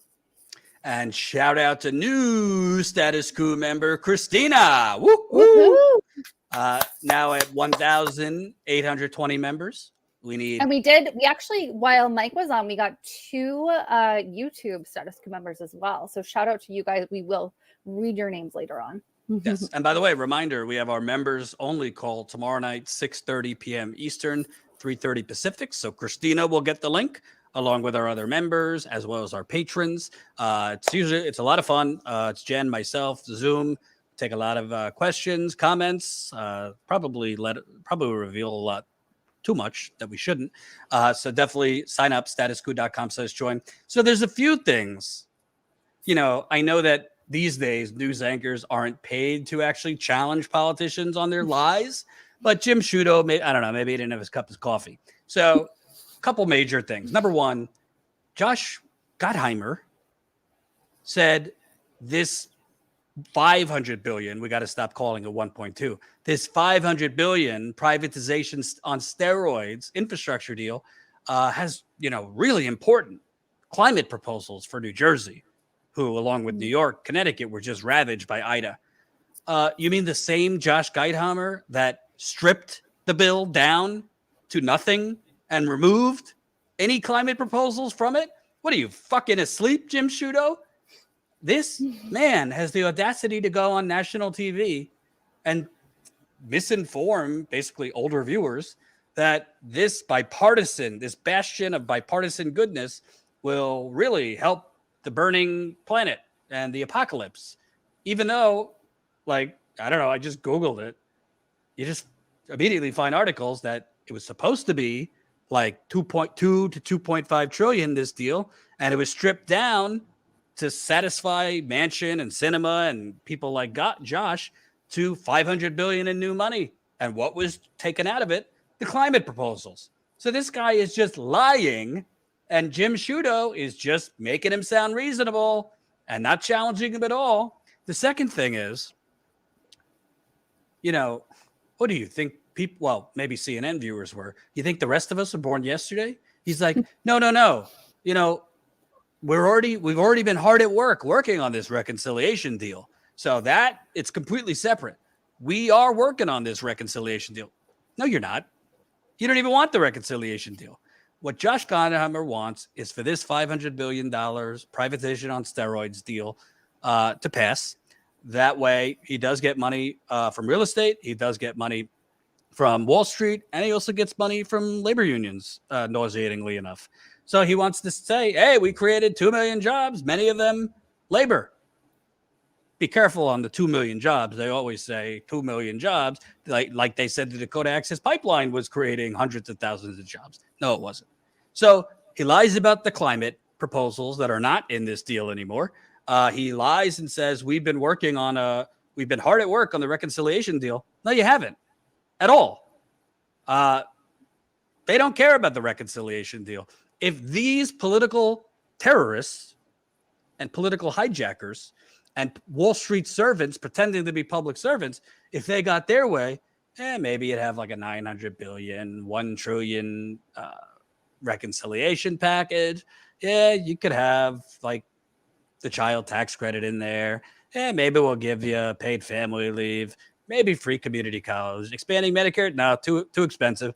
Universal pre-K, nah, too expensive. Climate proposals, yeah, we could tinker around the edges, but nothing major because most of us are bought off by the fossil fuckers. So this is what they want. And a legitimate journalist would say, yeah, but it's not actually two separate bills. They're not two separate things because politics works in terms of leverage. Politics works in terms of, you blink or I blink. So obviously, will you commit on this show if these progressives vote for this $500 billion infrastructure deal? Will you right now commit? You will vote for the $3.5 trillion reconciliation deal. And of course, he would say no, because they're not going to commit to it, because if they get their way and their bill gets passed first, then there is no pressure on them. They have all the leverage, and you'll be lucky if you get $1 trillion, and it'll be a joke. And they'll say, oh, the Democrats delivered shots in the arms, got out of Afghanistan, gave you a bipartisan shit sandwich, and gave you a couple little crumbs in a reconciliation deal. This is a political terrorist. Jim Sciutto is a joke. CNN is a joke. I don't even know why progressives bother going on there. Come on here. Come on. Democracy Now. Go talk and rally the progressive troops. I don't agree with a lot of progressive channels on a lot of things, but one thing is true. These folks have not come on these shows. For some reason, they're trying to convince older viewers being fed propaganda by CNN. One more clip, if you guys could take it. Colin, if you have I think it's another Kate Baldwin clip. Josh Gottheimer, he's one of the moderates you're talking about, and one of the people that Pramila Jayapal is calling out in that soundbite. He was also just on CNN with my colleague Jim Sciutto, and he said his words are, it makes no sense to vote against an infrastructure bill that does so much and has so much bipartisan support. Do you agree with that? Yeah, I agree with that.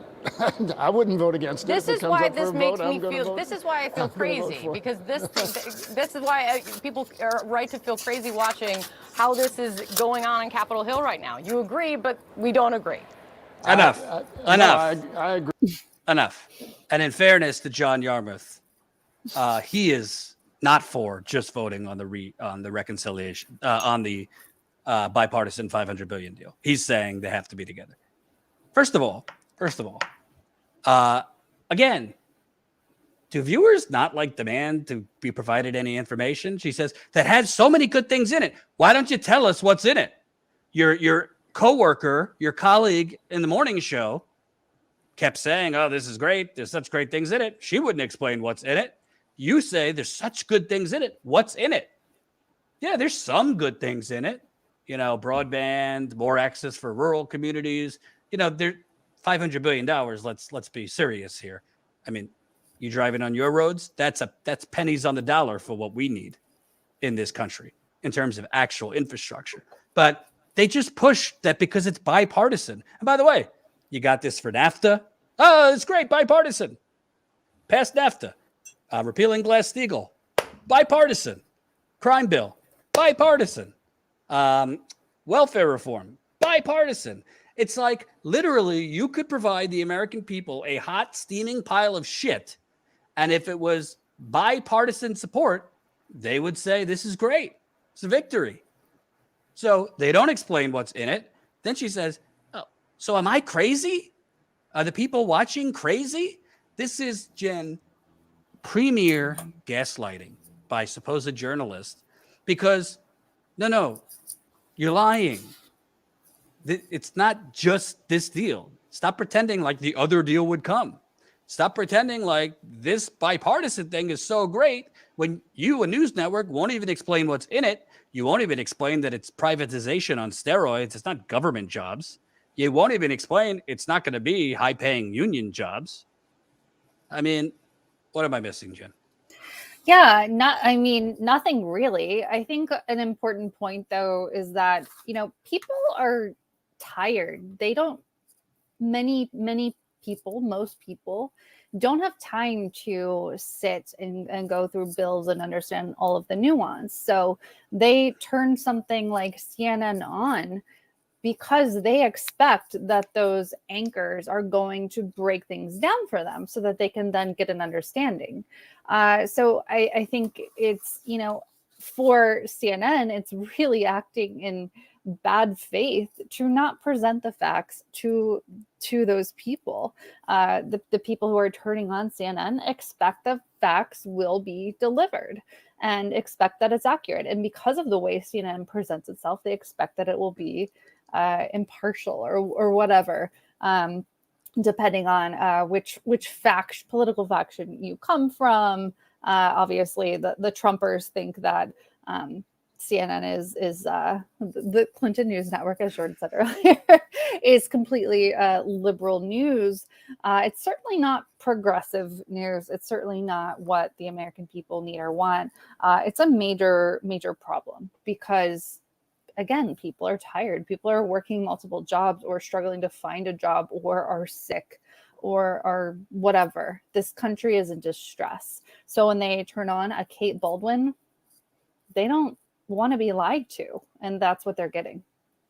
And by the way, by the same framing you're doing, if you're saying there's so many good things in the bipartisan deal, why weren't they asking Josh Gottheimer? Why weren't they asking John Yarmouth? What about all the great things in the $3.5 trillion reconciliation deal? Gottheimer, which one of those are you willing to toss? Which ones of those are we going to strip down? So there's only good things in the privatized bipartisan shit sandwich, but the reconciliation deal that would actually help people and working people and poor people. Excuse me. Bless you. I don't know if people missed it, but I think there's mold in my basement, so stay tuned for that.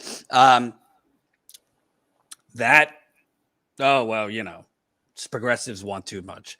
Honestly, this is why I've always said, Jen, it's great.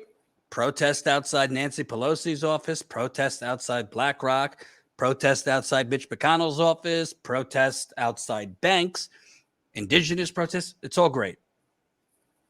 There is no protest outside CNN. Never. There is no protest outside MSNBC. There is no protest outside I will say the New York the Times. only time I saw a protest outside of CNN was in Atlanta during the George Floyd protest. Folks went there and railed against CNN for presenting misinformation. That was very interesting to see. I hadn't seen that before. Well, there was a tiny one. There was a tiny one of Bernie supporters outside CNN Los Angeles in 2016. So, yeah, I don't know. Like, basically, everybody's focused on the politicians and the corporations, and by all means, focus on them. But why do we allow these basically public relations stooges putting on makeup and pretending to be, forget public relations, these Democratic Party operatives pretending to be journalists, just like the Fox News is right-wing operatives pretending to be journalists? Why do we allow them to operate in total comfort without any shame, without any pressure? I'm talking civil disobedience, nothing more than that. But like, why should they not be shamed? This is shameful. If this was taught in a journalism 101 class, and that it was like a legitimate class with legitimate journalistic principles, I mean, they would say F if you ever did this. It's just disgusting. And listen, I'm not going to lie to the audience. I would not put money down on Jayapal and all these progressives actually holding firm. My best guess, they might not vote on this this $500 billion infrastructure deal on Monday. They might vote no, which would obviously have to force the right-wing Democrats back to the table. But I think they'll do that, and ultimately we'll probably accept. Best guess, $2.2 to $2.5 trillion reconciliation deal. So we go from $6 trillion down, if we're lucky, to 2.2 to 2.5, which I would say no. Yeah. I would say no to that. And why would I say no? Not that there still wouldn't be good things in there, because you got to break the cycle at some point. You have to put your foot down at some point. and say, we are not going to continue this endless corporate hamster wheel of lobbyists and Wall Street servants, elected officials that are Wall Street servants, essentially stripping good bills. Remember, Bernie wanted $6 trillion, and basically stripping it down to the bone and then framing it as a victory. We got to stop that cycle, and the only way to do it is to stop them. You know, Lawrence O'Donnell, who I'm not like super fond of, is an MSNBC anchor. There's a clip of him saying, yeah, the only way the Democratic Party will ever listen to progressives is if you stop voting for them. Now, that's up to you who you want to vote for. But I would say another way that the corporatists in the Democratic Party would start listening to you is if you block their corporate agenda, because you have the numbers to do that now. So, you know, it's going to be tough. Jayapal, AOC, the temperature is going to be heated up. If you're seeing CNN now, if they vote no against that $500 billion bipartisan shit sandwich, oh my God, the all-out assault on these progressives will be like nothing we've ever seen. Think Fox News circa 2008, Obama, the all-out assault that will happen from the media against these progressives. And I say, as FDR once said, I welcome your hatred. Don't give in. What do you think, Jen? Yeah, I agree. I'm actually looking for, so I think, you know, part of what needs to happen has to happen not only in Congress, but also in Senate. And yesterday I asked the question, are there groups out there organizing kind of against cinema and Manchin as part of this effort to get them to stop obstructing, to get them to pay attention to what's going on. So I've just sent a link to Colin to show one such action related to Kirsten Sinema. But I also have to say, Jordan, I echo your thoughts on what might happen here. I do think that they'll kind of hold their ground at first, but then kind of capitulate and give in much more than they should. And that to me is sad. I don't have much hope, to be honest. And I want to just point out, I don't know if this is breaking. I don't know if it happened earlier. 11 senators have basically said, let me get the exact wording. In a joint statement, 11 senators have said, in the coming weeks, Congress has the opportunity to pass the most consequential economic legislation since the New Deal. We could create millions of good-paying jobs as we repair our crumbling infrastructure, address the climate crisis, and finally confront the long-neglected crisis facing millions of low-income and working-class families across the country. But we could accomplish those goals only if we stick to our original agreement. So 11 senators, shockingly, Cory Booker, Kirsten Gillibrand, Mazie Hirono, Ed Markey, Jeff Merkley, Alex Padilla, Bernie Sanders, Brian Schatz, so 2 from Hawaii, Tina Smith, Elizabeth Warren, and Sheldon Whitehouse issued a joint statement basically saying, and telling the House of Representatives, let me get the wording, the House of Representatives should wait to pass the bipartisan infrastructure bill until the budget reconciliation bill, which enacts the rest of President's Build Back Better agenda, is sent to the president's desk. So, I mean, that's pretty strong because there's some people in there that surprised me. Cory Booker, Kirsten Gillibrand, Mazie Hirono, there's several, Warren, several of them do surprise me a little bit, but now you have Senate pressure against Gottheimer and these other Republican Democrats to say, no, we're not going to vote for your little, you could gaslight that. No, the two are completely unrelated, blah, blah, blah, blah, blah. We're not going to do that. My guess is the media won't cover that 11 senators have basically told Josh Gottheimer to go take a fucking walk. Yeah, they most likely will not. So I do think it's going to take people pressure, public pressure to kind of add an oomph to getting this through. Colin, if you can pop up that Kyrsten Sinema Raw Story article, please. So this is out of Raw Story, just one action, as I mentioned. Kyrsten Sinema targeted for obstructing Build Back Better Act. Let me open it on my own computer. Hold on, my folks. Hold on. Hours after 13 Sunrise Movement activists were arrested at the Students' March on Congress for Climate Action in Washington, D.C., members of the youth-led environmental group rallied for a Monday evening protest outside Senator Kyrsten Sinema's Phoenix office to demand that the Arizona Democrat support at least a $3.5 trillion reconciliation package that funds robust measures to combat the climate emergency, of course, among many other things. While Senator Sinema caters to fossil fuel executives in D.C., young Arizonans are outside her office demanding she listen to them as they face record drought and extreme heat waves killing their communities. And that's Varshini Prakash of Sunrise Movement. So it goes on to say, activists have joined progressive U.S. lawmakers in pushing back against efforts by Republicans and right-wing Democrats, including Sinema and Senator Joe Manchin, seeking to defeat or dilute the $3.5 trillion Build Back Better Act. Sinema and Manchin also oppose abolishing the filibuster. Goes on with a quote, Senator Sinema and Democrats, who do you work for? Do you work for the young, BIPOC and working people who put their lives on hold to elect you? Asked Prakash. Or do you work for ExxonMobil and fossil fuel corporations who pollute the air we breathe, the water we drink, and have caused the climate crisis in the first place? So you can, catch that article in full on your own, but this is just one example of activists on the ground, real people on the ground who know what's going on, who aren't, falling for the CNN propaganda, etc., and are out there really fighting for this.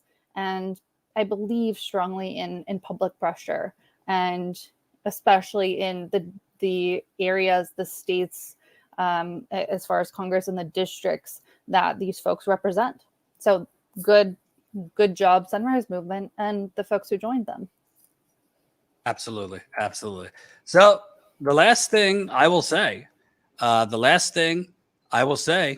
is, to me, this is not only about this 3.5 reconciliation deal. This is about, is the progressive movement for the next 40 years, like the last 40 years, going to basically be pathetic pushovers for Wall Street? That's it. Because if they're going to be pathetic pushovers, then honestly, I can understand the mentality. I don't really get into the frauds and the sellouts and all this, but I can understand people just saying, to hell with it. I'm done with these people, because they're not delivering, or they huff and they puff till the last minute, and then they will fold like a tent at some point. And by the way, this is another aspect. Josh Gottheimer doesn't have whatever AOC has. She don't have, what does AOC have, like 13, 14 million Twitter followers? Like, I'm not sure. She's a ton, though. Yeah. Like Joe Manchin, other than, fossil fuckers and coal, he doesn't have a following. Like, not only do the progressives have the numbers, all they would have to do is go to the base, even folks that are disenchanted with them right now, and say, we need you. We're fighting. And online, there would be an army against Manchin and these people. In person, there would be an army. I said yesterday, what are they waiting for? Go to West Virginia. Hell, go to New Jersey on Gottheimer's doorstep. Go to Arizona. Why isn't Bernie, the squad, all these people holding rallies on Joe Manchin's doorstep? Shame them, which the media would have to cover. Like, this strategy of we'll negotiate here. Enough. We've tried that for 30 years. It's time to publicly shame, weaponize your army. I'm not talking violently, YouTube. Weaponize your digital following, the progressive organizations, Sunrise, I think our revolution is making some mistakes now, but there's plenty of progressive groups out there that if you sent out the call would back you up.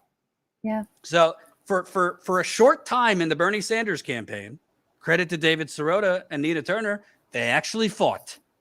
They started running negative ads on Biden, on Social Security, and a whole lot of other things. And you know what happened?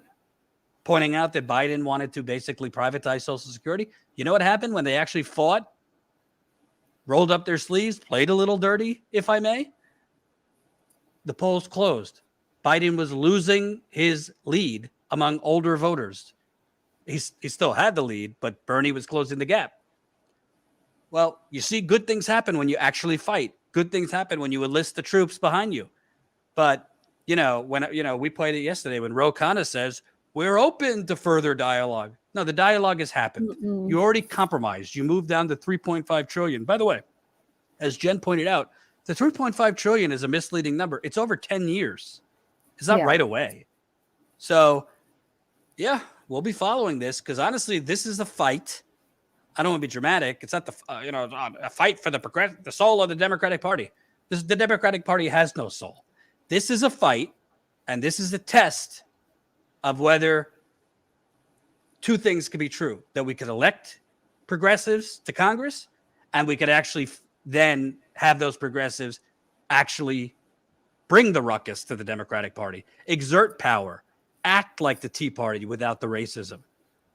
Because some people will say, well, if the Tea Party was bigger, so what? They have the votes right now to block this thing. They have the votes to block this thing. What you would be fighting for is wildly popular. So we will I will credit Jayapal and we're not dead enders here who it's just like they're all terrible all the time.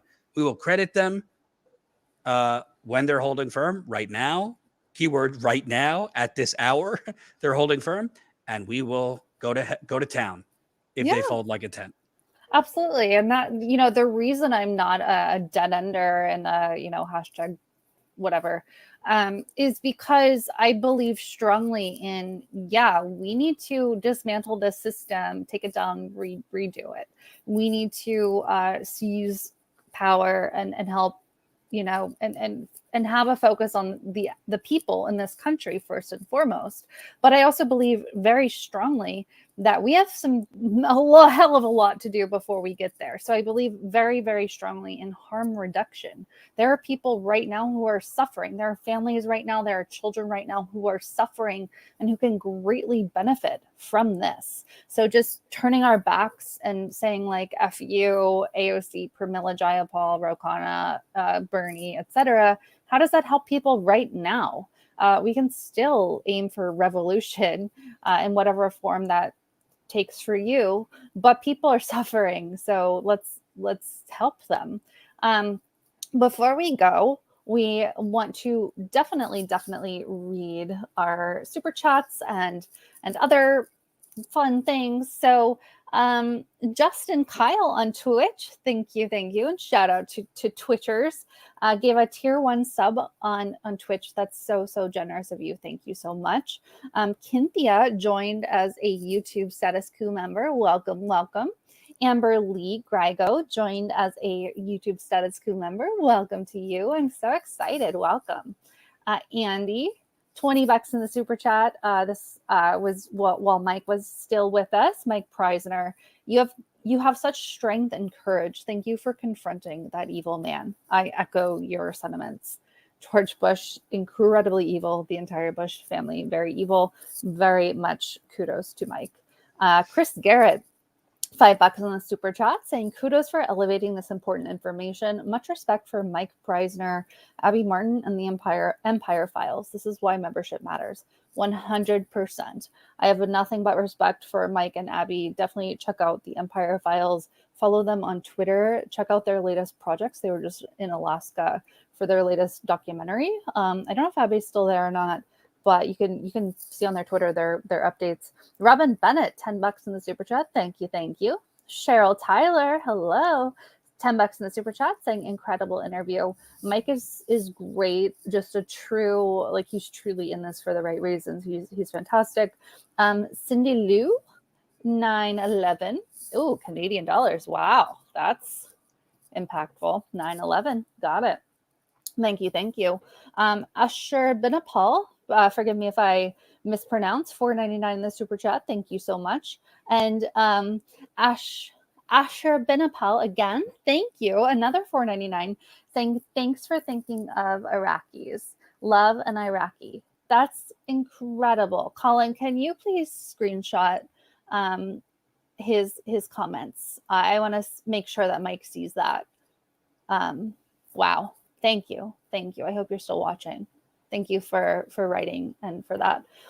Chris Garrett joined. I know Chris Garrett's a member elsewhere, but thank you for joining as a Status Coup YouTube member too, OG Chris Garrett. OG. OG Chris. This type of meaningful discussion is why we all need to support independent media. Absolutely. Deborah Cochran, 5 Canadian buckaroonies. By the way, I guess congrats on your election, guys. You got Fidel Castro's son again. No, I'm just kidding. I mean, he does really, really look like Fidel. You got to look at the pictures. I don't think like the timelines don't add up, but he's a doppelganger. But you know, he's a real mess, and he's got a lot of blackface scandals, a lot of Native American scandals, a lot of scandals, but better than some of the other options, let's say. Anyway, shout out to Canadians. Peace Walker, $5 in the super chat, saying CNN equals corporate news in air quotes network, formerly the Clinton News Network. Indeed. Cheryl Tyler, another $10 in the super chat, saying, yes, so good to hear you giving Bernie the well-deserved credit. Yeah, they've been outright, even on corporate media outlets, and saying that that folks in Congress are very swayed to Bernie's so-called agenda, that in some cases they're more swayed to his way of thinking than they are Pelosi's. So, the Overton window has moved, and we do have Bernie Sanders to thank for that. Whatever people think of what happened and how he fought, we've been very clear. We think he did not fight hard enough in the primary, but, kudos to him. He's done a lot of good. D Nor, new Status Coup YouTube member. Welcome, D. We're so glad to have you. Thank you, guys. Incredible. Absolutely. That's all I got. Reminder, Friday, make sure you're on our text message list so you get a text when we're live. 10:30 a.m., I'll be interviewing India Walton. She is a socialist candidate for mayor in Buffalo, New York. She won the Democratic primary against the corrupt Democratic mayor.